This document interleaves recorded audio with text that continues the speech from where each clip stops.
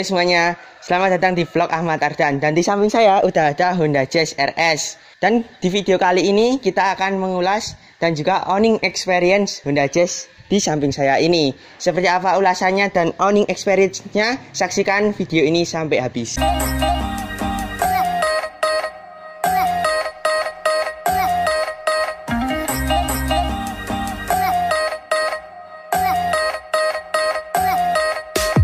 Jadi sebelum kita mengulas mobil ini, kita akan menceritakan dulu sejarah mobil ini di keluarga saya ya.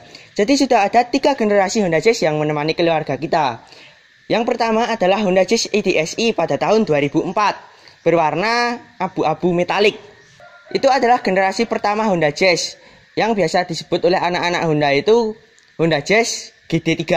Dan pada tahun 2010, keluarga saya mengganti mobil tersebut menjadi Honda Jazz RS, yang biasa disebut Honda Jazz GE8, yaitu generasi kedua dari Honda Jazz ya. Dan pada tahun 2018 kemarin, keluarga saya mengganti Jazz tersebut menjadi Honda Jazz ini, yaitu Honda Jazz generasi ketiga yang biasa disebut Jazz GK5. Ya, ini tipenya RS ya ini.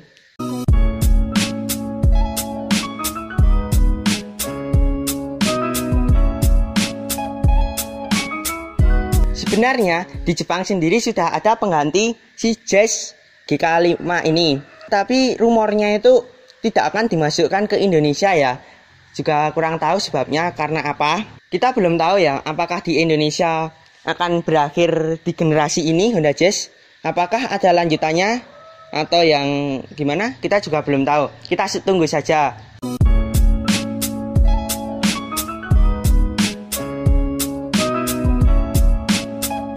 Oke, langsung saja kita pada bagian depan. Pada bagian depan ini, di lampunya ini menggunakan LED multi reflektor. Jadi lampunya ini dari atas dipantulkan gitu ya, kayak Honda Vario ya. Ini. Dan ini ada 3 kisi-kisi, 1, 2, 3. Di kisi-kisi paling luar, 2 paling luar ini untuk lampu utama. Dan di kisi-kisi 1 paling dalam ini untuk lampu jarak jauhnya. Di sini ada sen menggunakan lampu halogen, dan di sini ada DRL. Ya, ini begitu mesin kita nyalakan, ini langsung nyala. Dan di sini ada lampu fog lamp menggunakan halogen biasa. Dan kalau misalnya malam-malam ya kita nyalain ya, ini lampunya udah LED putih semua. Terus di sini menggunakan halogen kuning gitu, kayak kontras banget ya. Dan kalau kalian ada yang bertanya, di mana lampu kotanya atau lampu senjanya? Jadi kalau misalnya kita nyalain mesin, ini kan nyala. Nyalanya itu kan terang banget ya di sini. Begitu kita nyalakan lampu senjanya, di sini akan meredup nih. Terus ke bagian tengah, di sini ada grillnya ya. Di sini menggunakan panel black piano. Terus di sini ada chrome yang langsung terus ke LED-nya DRL ya. Terus di sini ada chrome juga yang lumayan besar di sini. Dan di rumah fog lamp-nya ini menggunakan aksen karbon nih. Tapi ya aksen aja ya, nggak karbon beneran ya, nggak mungkin kan mobil harga 280 jutaan pakai karbon beneran. Di sini juga ada aksen karbon lagi.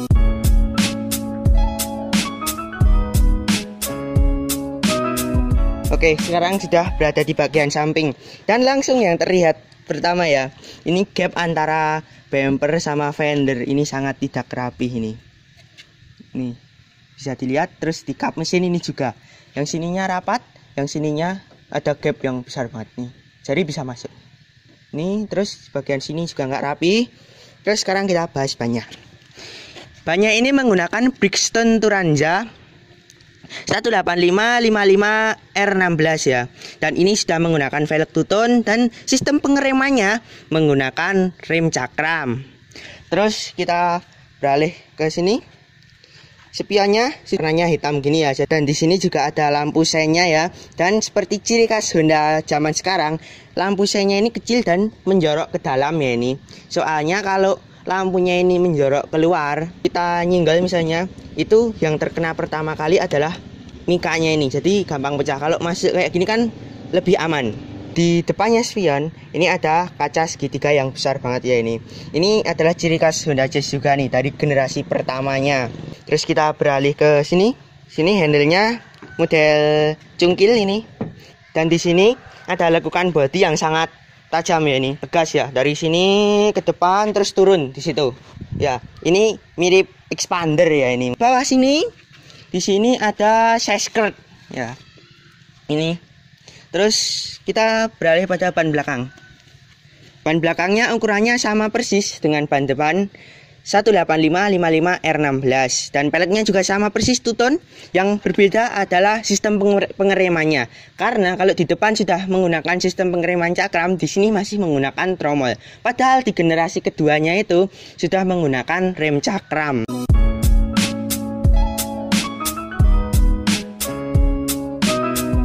Sekarang kita sudah berada di bagian belakang, dan di sini ada antenanya, sudah menggunakan model shark full. Dan di sini ada spoiler dilengkapi dengan Hammond stop lamp. Terus di bagian kaca belakang sini sudah dilengkapi dengan rear defogger ya. Terus di sini sudah ada wiper yang model tertutup kayak gini. Terus untuk semprotan air wipernya itu ada di sini, jadi rapi ya, nggak nongol, misalnya nggak nongol di bagian sini gitu. Terus di sini ada chrome yang sangat panjang. Terus pada bagian lampunya ini mirip seperti Volvo ya ini, tapi yang nyala cuman sininya, yang sini nggak nyala.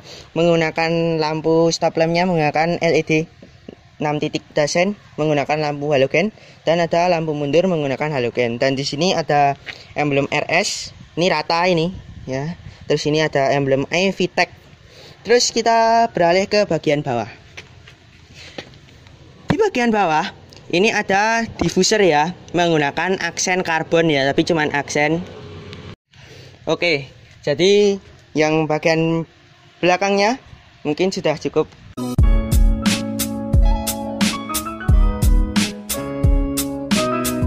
Oke, sekarang pada bagian mesin. Ya, jadi ini mesinnya ini menggunakan mesin 1500 cc. Ya, terus di sini ada tulisannya iVTEC ya ini, karena menggunakan iVTEC. Terus ini menggunakan gearbox CVT ya.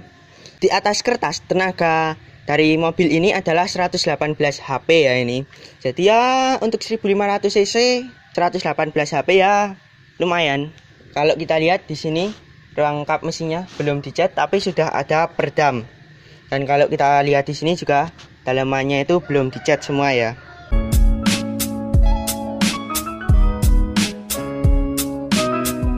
Oke, sekarang kita akan masuk ke bagian dalamnya. Dan sebelum masuk kita lihatkan kuncinya dulu, seperti ini ya kuncinya.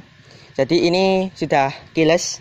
Oke, langsung saja kita bukanya menggunakan gini. Udah kebuka, langsung kita masuk. Oke, jadi yang pertama kali pada bagian door trimnya.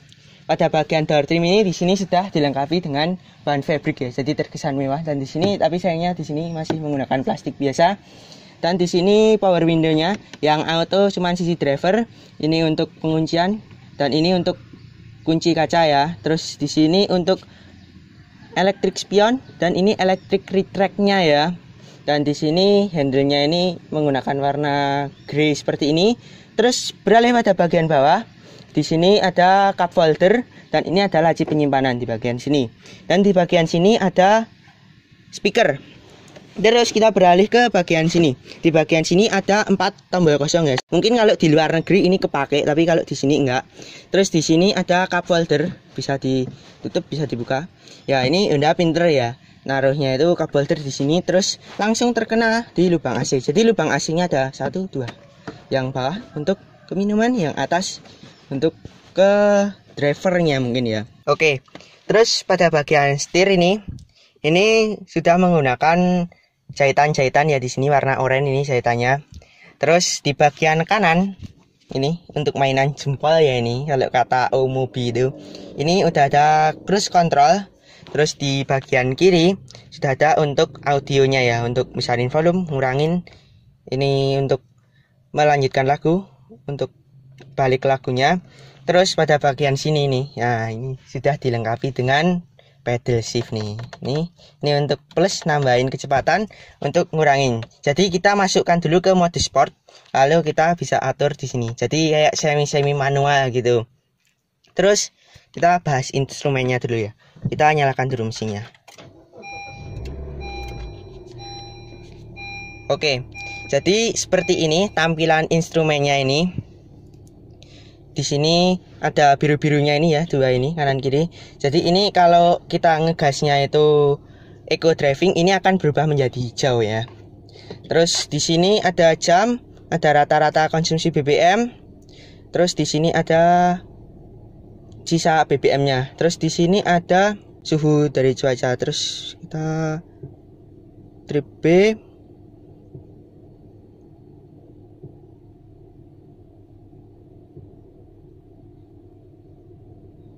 Ya, jadi seperti itu ya.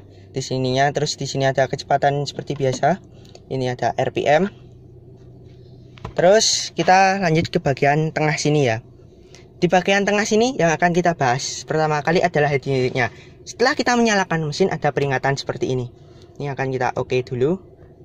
Dan kalau misalnya kita nyalakan ya. Oke, jadi ini ada seperti ini ya. Menu-menunya ada AUX, ada Bluetooth, AM, FM, USB ya. Dan ini head unitnya ini model floating ya ini. Terus ini finishingnya ini model glossy di bagian sini. Terus ini ada hazard. Terus ini kita akan bahas AC-nya. AC-nya sudah menggunakan digital seperti ini ya. Kita nyalakan dulu panas dari tadi. Nah, sudah ada derajat suhunya seperti ini. Ini untuk naikin, untuk nurunin. Terus ini untuk freonnya ya. Ini nambah. Terus ini ngurangin. Terus di bagian sini ini untuk open close air, ini untuk dalam.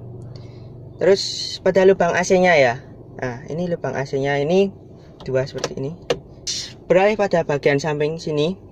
Pada bagian samping sini ini sudah dilengkapi dengan soft touch ini. Ini soft touch nih. Tapi jahitannya ini cuman fake ya ini. Jadi cuman palsu.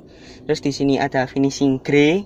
Terus di sana ada kisi-kisi AC tapi tidak dilengkapi dengan cup holder ya ini. Kita bahas turun. Oke, ini kita singkirin dulu. Di sini ada dua cup holder, ada power outlet di sini. Ini ada transmisinya. Di sini ada rem tangannya. Ini rem tangannya ini model mechanical gini ya, belum elektrik. Terus di sini ada tempat penyimpanan, Terus di sini ini sudah menggunakan bahan fabric. Ada jahitan-jahitan oranye ini. Ini bisa kita buka kayak gini. Nih ya. Terus bisa untuk sandaran tangan. Tapi ini kurang ke atas sama kurang maju ya ini. Terus pada bagian joknya, ini kita balikin dulu. Pada bagian joknya menggunakan bahan fabric dengan corak oranye-oranye kayak gini ya. Nih. Tapi ini agak kasar joknya ini, tapi empuk. Nih empuk nih. Ya, jadi di sini sudah ada lampunya ya. Ini lampu sorot ya ini untuk membaca, tapi masih menggunakan halogen kuning seperti ini. Terus di sini spionnya sudah day and night view nih. Terus di sini sun visor, di sini ada kacanya ya, tapi tidak dilengkapi dengan lampu, tapi ini masih menggunakan plastik jadi tidak bisa dibuka. Bagian kiri juga sama, ada kacanya seperti ini, tapi nggak bisa dibuka juga. Terus di sini hand gripnya ini mudah bisa ngelipet kayak gini ya. Ya nih. Terus pada bagian kanan sini ini nggak ada hand gripnya ya ini. Polos saja. Padahal di Jazz GE8 yang generasi kedua itu malah ada hand gripnya itu. Terus untuk fitur keselamatannya sendiri pada bagian sini ada dual SRS airbag di sini sama di sini. Sama ada seat belt. Sudah bisa dinaik turunin, di adjust nih. Sekarang kita sudah berada di bangku baris kedua ya. Ini posisi mengemudi saya. Tinggi saya 165 cm, ini masih banyak ini. Dan kaki kita bisa masuk di bawah bangku baris pertama. Dan untuk headroomnya sendiri, nih segini ya headroomnya. Masih ada 6 jari atau 7 jarinan ini. Terus kita bahas joknya. Joknya ini juga empuk juga seperti di depan. Ini ada headrestnya di bagian sini. Tapi sayangnya di bagian tengah ini nggak ada headrest ya ini. Jadi cuman untuk anak-anak. Padahal seat beltnya tiga-tiganya ini sudah 3 titik ya. Ini kalau yang tengah dari atas. Terus pada bagian sini ini sudah ada ISOFIX nih untuk tempat itu kursi bayi itu ya. Kalau kita mau duduk di bagian tengah, ini agak sedikit naik nih dan agak keras. Sama aksesnya di sini ini ada tunnelnya ini. Ini untuk knalpot ya, karena ini penggerak depan. Jadi ini cuman untuk knalpot. Kita ke sini. Ya agak kurang nyaman ya, karena ini tinggi, lebih tinggi daripada kanan dan kirinya, sama tidak ada headrestnya. Jadi bahaya nih. Oke, yang belum kita bahas adalah door trimnya. Pada bagian door trimnya ini, di sini sudah sama seperti di depan, tidak ada downgrade ya, menggunakan bahan fabric. Di sini masih hard plastik. Ada power window, tapi power windownya belum auto. Di sini finishingnya grey. Di sini ada speaker, satu cup holder, dan di bawahnya laci penyimpanan kecil ya. Terus pada bagian depan ini ada kantong penyimpanan di sini, di kanan, di kiri juga sama.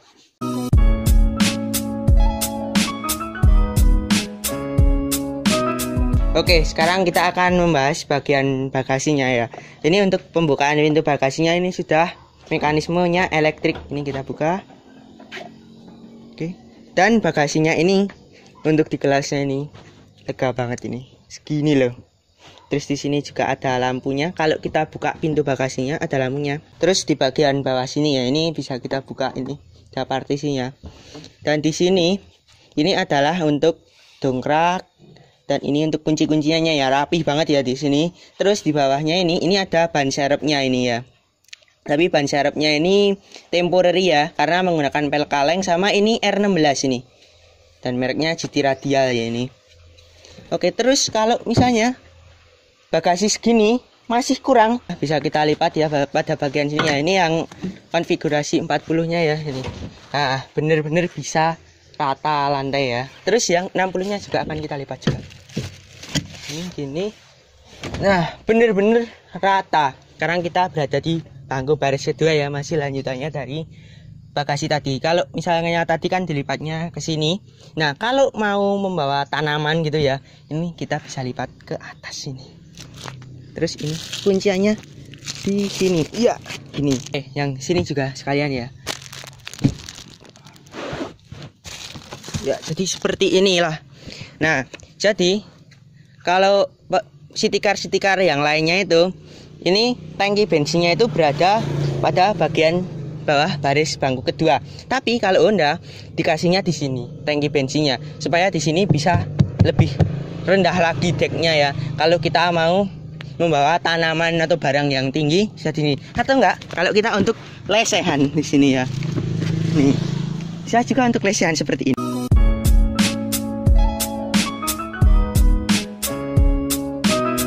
Oke, sekarang saatnya kita test drive.